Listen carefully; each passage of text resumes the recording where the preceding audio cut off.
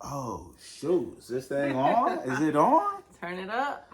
Shout out to it though. Let me see though. It's what's this episode? What episode? Episode 8. We episode 8, y'all. That's what's up though, and we are back, baby.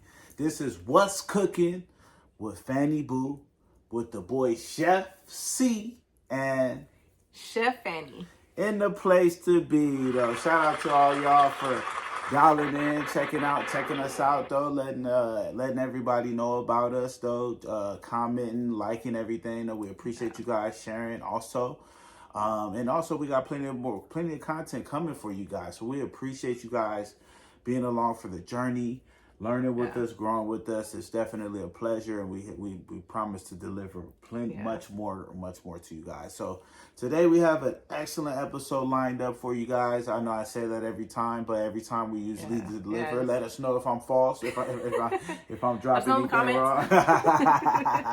If I'm gassing something, let us know. You feel me? Let us know. You feel me? But today we always going to jump right into the burning question, right? Yes. Hot question, burning question. Hopefully it's not burning, right? Yeah. And at the burning in this kitchen. Absolutely. And then we have the Black History facts, right? With it being the first day of Black History Month. Absolutely. Happy Black History Month. Absolutely. Happy Black History Month. So we're dropping some Black History facts that are relative to the culinary community. And then we'll roll right into a short story about Red Lobster. We'll do a quick recap of one of our favorite shows, Next Level Chef. Yeah. And then we'll also go into our world famous game of Would You Rather? So jumping right in. Right, yes. First off, how you doing today? Though you looking good. Great. Though? I'm great. You looking fantastic. First day of Black History Month, though. You know what I'm saying? Yeah. Hey, man, peace right to on, you, though. Right on, though. Yeah. All of that good stuff. It's we got something rolling, right? This is our 8th episode. This is probably more than we've ever done. So we're cranking it out. We were working on a lot of great stuff behind the scenes while also working in front of the scenes. So definitely a productive start to the year for sure. So jumping right in to our burning question, right? Our burning question. Let's talk about it, right? Burning question. Let's see. Right, we gotta fire those off though. I like that one though. With the Uzi, with the switch. Hilarious. Burning question. All right. What exactly is an oxtail? It's exactly what it sounds like. Wow. So we grew up. We kind of go through. You go through all kind of different school. You watch National Geographic. Yeah. I don't remember ever seeing what an ox was. Right? Maybe maybe there was a story about an ox or something at some point. But I don't think I've ever seen an ox per se, right? Or to my recollection. Yeah. So when you say it's exactly just what it sounds like, what is it, an oxtail? First of all, what's an ox, and then obviously the tail, we get that, right? Yeah, but break it down for us. All right, so an ox is it can be either a steer or a cow. A cow is female, and then a steer is a castrated male. Just cow, right? Like what you envision, like the Longhorns, the Angus, all of those, right? And there's actually a bull is a steer who has not been castrated, so it can become an ox, right? But oxen are usually 4 years and older. They're used mostly for work. Plowing, pulling things along the farm, right? Agricultural place, right? Yeah. Wherever you're at on the farm, where they're pulling something heavy, mulling, right? Or whatever they're doing. So traditionally, oxtails were only ox meat, but with the increase of demand nationwide, because it's usually more popular it was more popular in other countries, right? But now that it's more popular in the U.S., it actually applies to any cattle tail. So your oxtail can come from a female or a male ox. It can come from a bull. It can come from pretty much anything, right? And the reason that they differentiate in sizes is because the bigger ones are closer to the base. So I actually, not too long ago, so I grew up on oxtails. I told you I had oxtails like at least once a week. They used to be dirt cheap, but But I used to think that the bigger ones were like maybe vertebrae because there's some of them are about that big, right? Like they're huge. That's huge. That's huge. That's huge. Pause.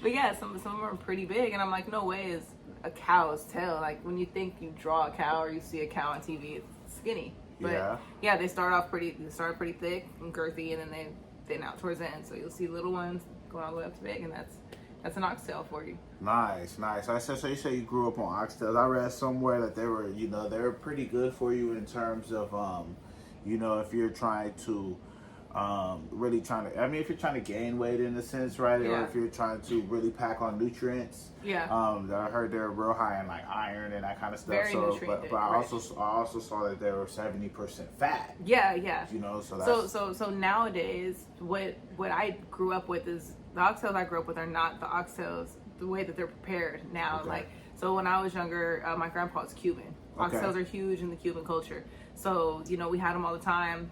That's why we had them pretty much. But, just get straight to it, to the seasoning, the searing. We didn't marinate, it was, we go to the butcher, buy them same day, whatever. Okay. But nowadays, the way that oxtails are prepared and the way that we prepare them, you trim the fat, you clean them. You clean them, you trim them, and so you trim them down. And it kind of sucks because they're like, if you could find them on sale, it's like $7-8 a pound, right? And most of that is bone, and then like right after bone is fat. Okay. So it's like you're really that it's driving the price up, right? So by the time you buy it, you're paying for mostly bone, and then you cut off all the fat. It's like, man, I need 2 more packs of those things, like So man, you gotta boo that, right? So.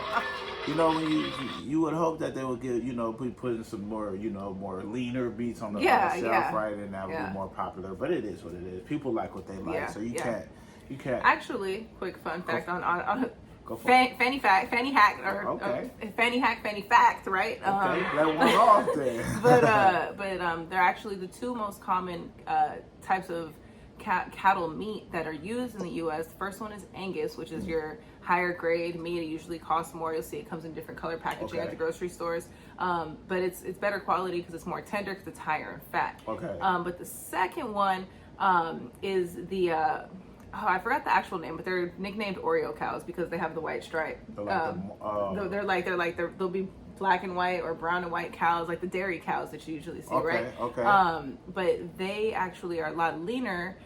They're mostly female, and they're a lot leaner because they do this thing where they grow a second layer of hair. So in the wintertime, they don't grow that extra layer of fat. So the meat from those cows is actually a lot leaner. Dang. Yeah. Okay.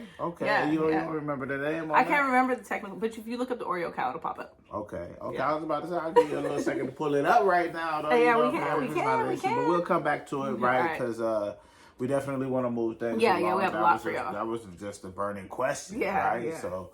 but now y'all know what oxtail is. Absolutely, though. And go get your oxtails. There's nothing wrong with them. Don't eat too many of them, right? They're too high in fat, but definitely enjoy you some oxtails when you get a chance. So now we want to roll right into some of the Black History facts that we had cooked up for you guys, especially with it being the first day of Black History Month again. Right. Yeah. Happy Black History Month again to all of you, right? Definitely. And so break us off with some facts, right? What do you have in terms of Black history, or what I mean, I guess when you talk about Black history, like, how did it even start? Do you know? I mean, not the origin. I mean, there's black people have been around since before anything else, right? So we really want to take it there. Yeah. But actually, the celebration of Black History Month began in 1920. In the 1920s. It actually started as just a Black History Week, not a month. And it was the week that includes February 12th and 14th, which was chosen by Carter G. Woodson, who is the founder of the Association for the Study of African American Life and History. And he chose that week because it has both Abraham Lincoln's birthday, which is February 12th, and Frederick Douglass's birthday, which is on Valentine's Day, February 14th. Very nice. So the week coincided with that. Eventually it became the full month. But yeah, that's pretty much, how it began, how the celebration began and all that. That's real cool. So in terms of the organization that he founded, right? The Association for the Study of African American life and history. Yes. Is that still around today, or is that because you said they found it in what, the 1920s? Well, it was actually founded before the 20s, but he was the founder. Okay. But he had to get that going first, right? And then so it would be at least 100 years old. Yeah, it's over 100 years old. It is still active. Okay, it's still active. Nice. Okay. You can just go online and literally just type in the initials. It'll pop right up. Nice. Yeah. Hey, another fun fact for you, though. Hey, make sure you check those out, though, man. Do your research again. Yeah. So another fun fact for you guys, right? In terms of, when it comes to a chef, one of the most one of the highest accolades you can achieve is a Michelin star, correct? Yeah. So the first African American to actually receive a Michelin star is first African American woman. First African American woman, right? Yeah. So Chef Mariah Russell, right? So Chef Mariah Russell became the first African American woman to be awarded a Michelin star in 2019. And she was very young when she received it. She had just turned 30. And at the same time, the reason she really made history, right, is because the award had been around for over 100 years at that point. So that's definitely commendable. You got to give a shout out to Mariah Russell. Got to give a shout out to everybody that's history. That's Black history right there. Yeah, absolutely. So we got to applaud that. That's the beautiful thing about Black History Month and just Black history in general, I think, is being able to recognize the celebrations and the wins of the Black community. It's not always about the trials, the tribulations, the adversity. Yes, those things are important. Yes, those things contributed to who we became as a people, as individuals, as families. But to be able to celebrate the high points, that to me, that's awesome. And that's the most important part of it. I would say keep it positive. Yeah, absolutely. Yeah. Keep the highs high, right? So don't play around in the low. So absolutely. So that's another. that was my fun fact on Mariah Russell, right? Yeah. Just a little bit more to add on that. She did come from Ohio. Yeah, she's from Ohio. So, and she did end up working in Chicago at what was the name of the restaurant? Oriole or somewhat the Kiko. Oh, damn, you blew all the factors, though. It's slipping my mind. Crazy. I literally just had it. It was like, because it was two names, but it's Kiko for short, Kikko. But it's Kiko and something. All right, no worries, right? Oh, my goodness. We'll jot it down next time. It'd be a lot of info, y'all. Look it up. Yeah. You know what I mean? We can't give you everything, right? But she got in there when she was working at Arioli.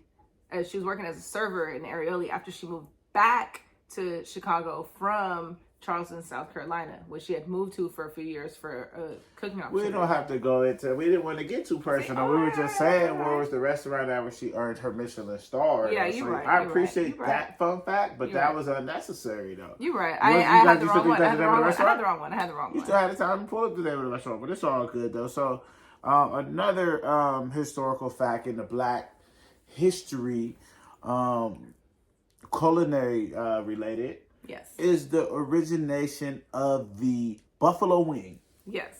How important is that, though? You got to give it up to Matt. You got to give it up to whoever created the buffalo wing in honor of Black History Month, in honor of the Super Bowl coming up, in honor of, your favorite snack, right? Yeah. Or your favorite thing to grab, a wing. Yeah. In honor of that, right, we got to give another shout out to who created the buffalo wing, right? So the first appearance of chicken wings, right, in Buffalo was courtesy of John M. Young.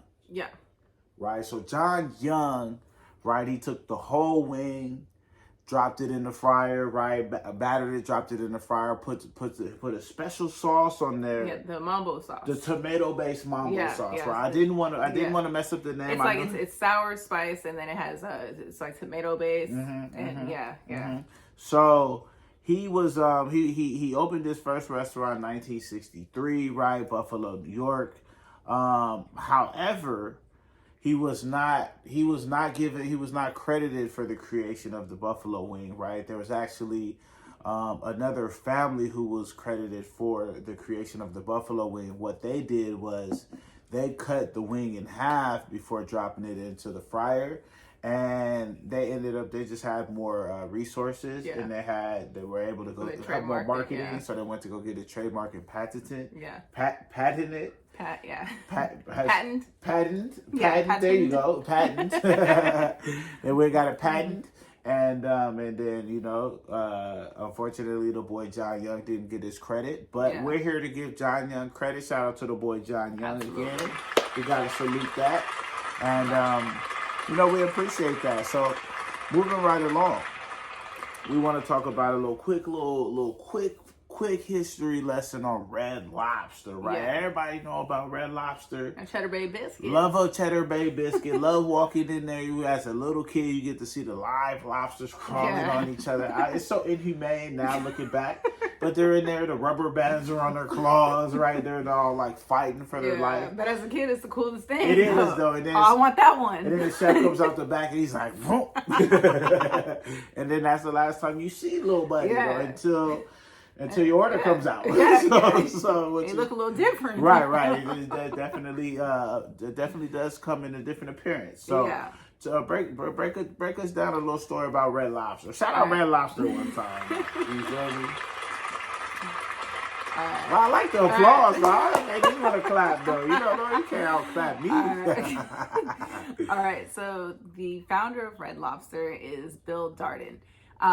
Bill Darden was a white man, actually, who did not support nor comply with the Jim Crow laws. He opened his very first restaurant, the Green Frog, in Georgia, which enforced Jim Crow laws. But when he opened his restaurant in 1938, at the age of 19, he allowed his black customers and his white customers to come in through the same door and sit wherever they wanted. I gotta give an applause for that, though. Yeah. I mean, you shout out to integration, right? You know, or free will. Shout out to what's free. Yeah. Just be doing the right thing. Just do the right thing, though. Absolutely. But so as an outspoken public ally to the blacks, he actually became a target for lynching, but he didn't care. He still just he believed. He believed in something and he stood for it, and he still went on to run a successful business. His first Red Lobster was opened in Florida, actually, and it's now a successful chain. Not only is it the Red Lobster, but there's Olive Garden, Longhorn Steakhouses, the Cheddars, Yard House, Ruth Chris, Season 52, Bahama Breeze, Eddie V's, and the Capitol Grill. Okay. So they're all fire though. Most of them, right? There are chains, right? But depending on where you go, most of them was fire though. And they go, from all price points too, which is pretty cool, I think. And you said that was who? That was Bill Darden. Yeah, that was Bill Darden. Yeah. You gotta give him another shout out though, because he came in Red Lobster. Yeah. During a trying time, right? The Great Depression, you said. Yep, right in the midst of the Great Depression. And in the Jim Crow South. That's courageous.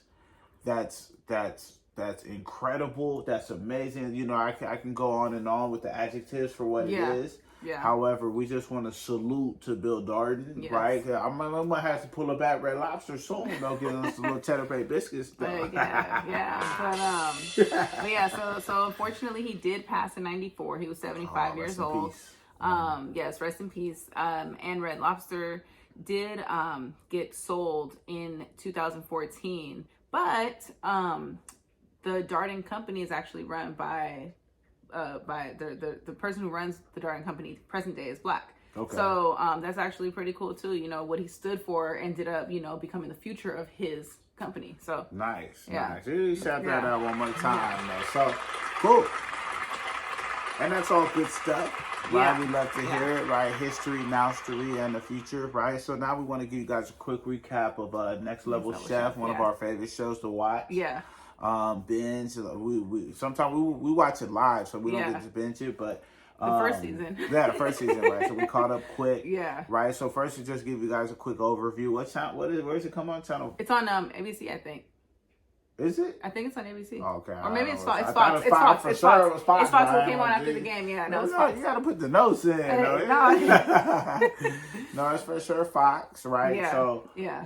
it came on right after the game. The what game was that? The Niners. I'm trying to give you a little plug. But we're gonna see what they my look Niner like. bang bang Niner game. Yeah, we're gonna see. They did get their shit on. I mean, they got their stuff off though. You know, it's good games though. Yeah. So we're gonna see what they're looking like against the Chiefs and Yeah, for the bowl. in 10 days they'll be ready. Yeah, it's gonna be looking good. My guy's gonna be ready though. It's gonna be looking good though. We're down in Vegas, right? Yep, The weather yep. should be nice. The strip should be lit though. Yeah. Should be a lot going on Yeah. down there. So be safe if you're going out there. Be safe, right? Yeah. And eat healthy, right? Yeah. So give us a little recap of Next Level Chef. Tell us what it's about. Just give us a higher level overview of what it's about. Okay, so it has 3 judges: Gordon Ramsay, Arlisha, and Chef Richard Blaze. Okay. And the 3 of them, they have contestants that come on, and there are social media chefs, home chefs, and professional chefs, and or home cooks and professional chefs, and they compete on these 3 levels of kitchen. So there's the basement, there's the middle kitchen, and then there's the top level. Yeah. And so the basement has like bottom quality everything, like strainers with holes in them, plastic spoons, like no utensils, no immersion blenders, nothing. The middle kitchen is like your standard, commercial kitchen essentially, just with nothing too fancy or extra.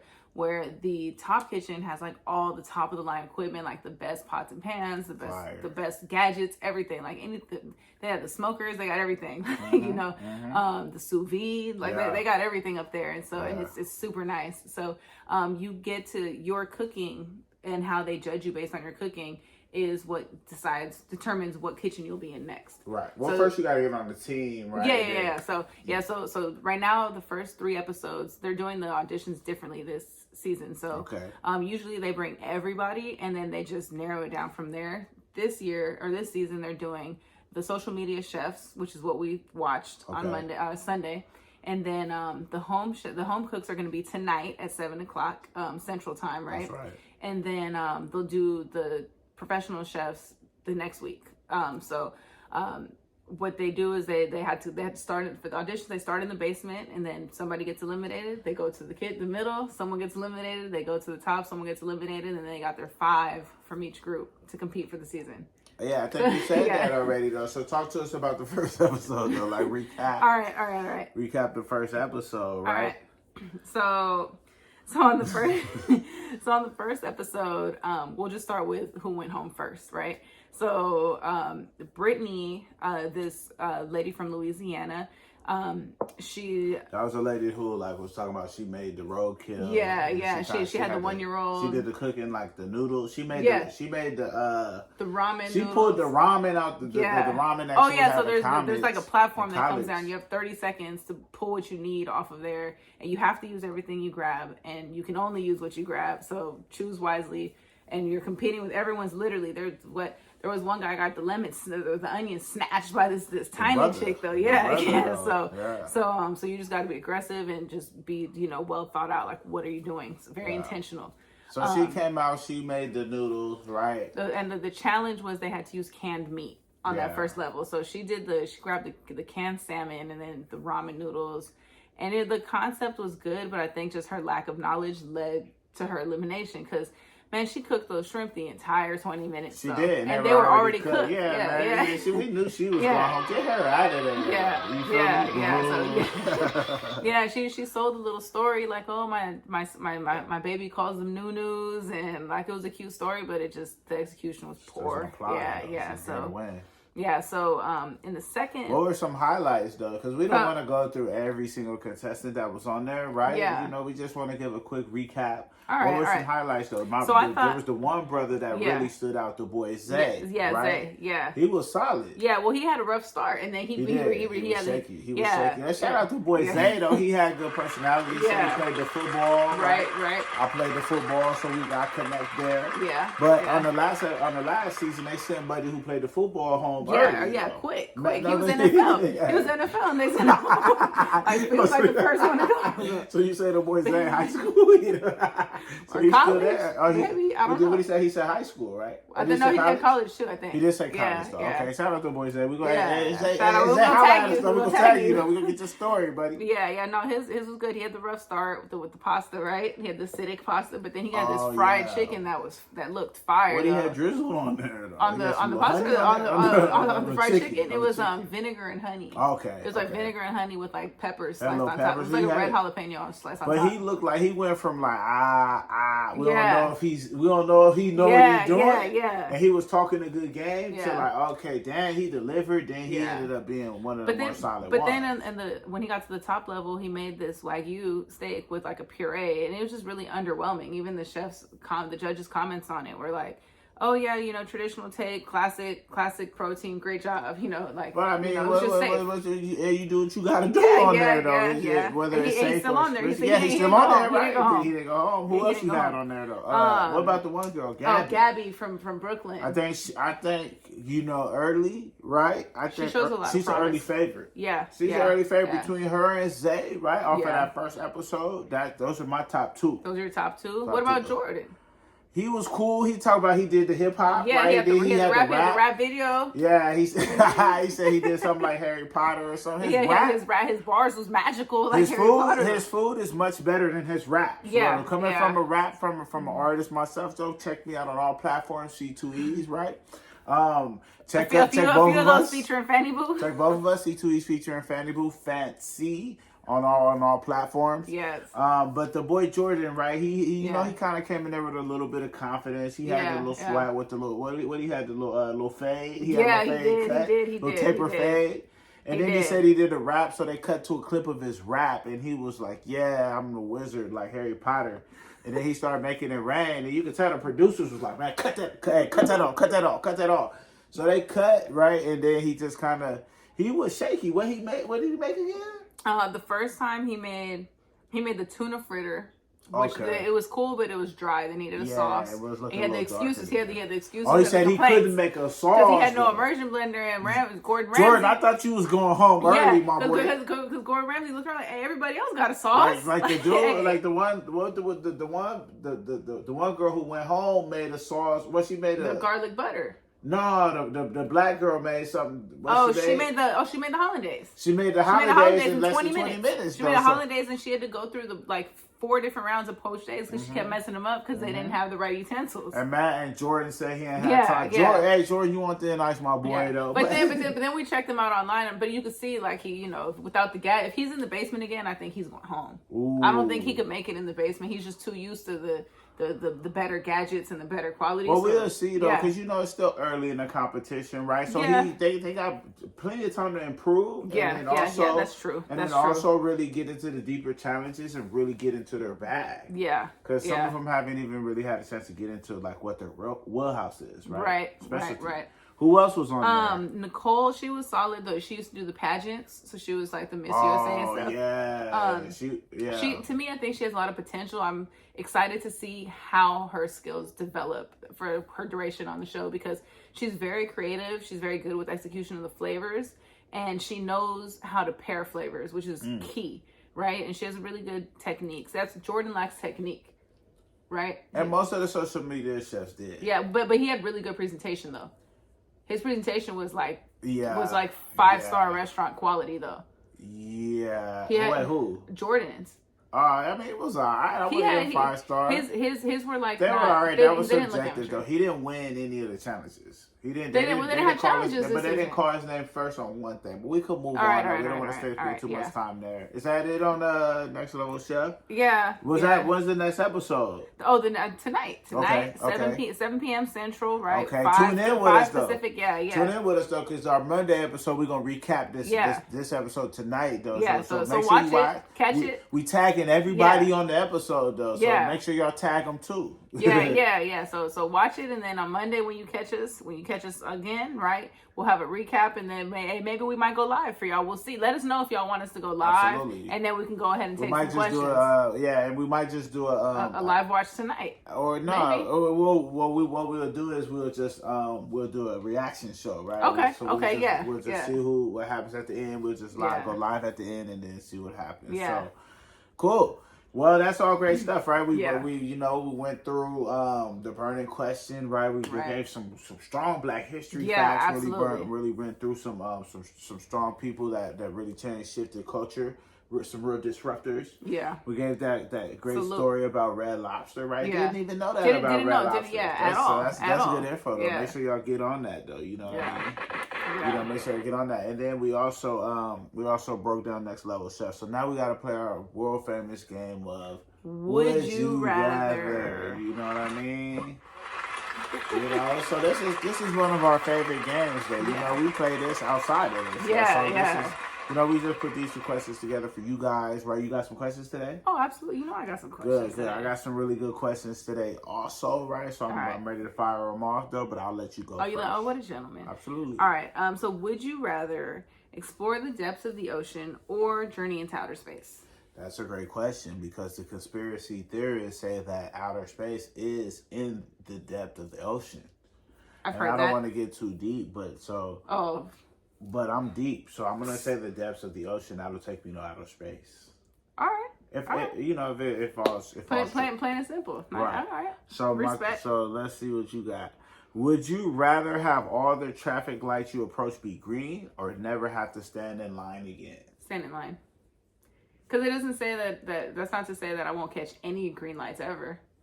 I'll stand in line. I can account for traffic. I'll stand in line. Okay. I mean, I'll skip standing in line. Okay, that was an easy one. I'm just getting you warmed up. You know. All right. Would you rather be an expert in a field that you're not passionate about, or pursue your passion with moderate success? I'd rather pursue my passion with moderate success. Success is dependent on who you ask. It's subjective, right? So I think if you're doing what you like to do and you're able to do it well, that's successful in itself. Okay, nice. Absolutely. Nice. That was a good question, Nice. though. Oh, thanks. So would you rather always feel hungry or always feel tired? I'm gonna go with I'm going hungry. Okay. I could push through hunger, or I could just whip up something to eat. But if I'm tired, I gotta sleep, and then I'm missing out on life, and I just can't. Can't sleep through that. Answer. Yeah. So thank you. Okay. Would you rather have the ability to teleport anywhere instantly, or be able to pause time? I would rather be able to teleport anywhere instantly. Okay. Because, I don't need to say why, but, you know, I'd rather just be able to boom, boom, boom, boom, boom, as opposed to just pause time, because I'm going to pause time for. Then you do stuff and then you come back, nothing, you haven't missed any moments, but you've gotten stuff accomplished. But if I pause time, then am I paused in time? Maybe you're aging it. Maybe, I don't know. It's a, like, is everything else paused and I'm still going? Yeah. You pause time and then you could, whatever. Nah, okay. All right. Okay, good question. Would you, okay, so this is the last question, right? Would you rather love Brussels sprouts or hate ice cream? Love Brussels. I already love Brussels sprouts. That's too easy, though. You know I make the best Brussels. I think I converted you from a Brussels sprout liker to a Brussels sprouts lover. I should have swapped that out. I swap it out. What you got? What you got for me? I mean, you pretty much like most vegetables, right? Yeah. Cauliflower, broccoli, most of the stuff that people traditionally don't like, right? Yeah. So that's why they use Brussels sprouts, but you like Brussels, so that's it. Now, if it was chitlins, that'd be a different story, though. That's what I should have said. I hate the ice cream for that. Oh, okay. I'll there we go. Then we'll go sorbet on that. We switched it up then. Okay. Yeah. Well, all right, though. That was our quick and world famous game of Would You Rather. That was also the wrap of episode 8. So, again, right, make sure you like, share, subscribe, comment. Scan the QR code. Scan the QR code, right? Get that popping, though. Yeah. Tell a friend, tell a friend, tell a friend, and tell a friend, tell a friend, and tell a friend, and then tell a friend again, right? Because we here to win, right? And we'll see you guys next time, though. So thank you guys for tuning in. We hope you guys enjoyed the episode as much as we enjoyed delivering it to you guys. Oh, that was crazy. And we'll be back. So shout out, that's in the blooper reel. We'll put that in the bloopers though. All right, you guys. Peace. Peace, love, positivity.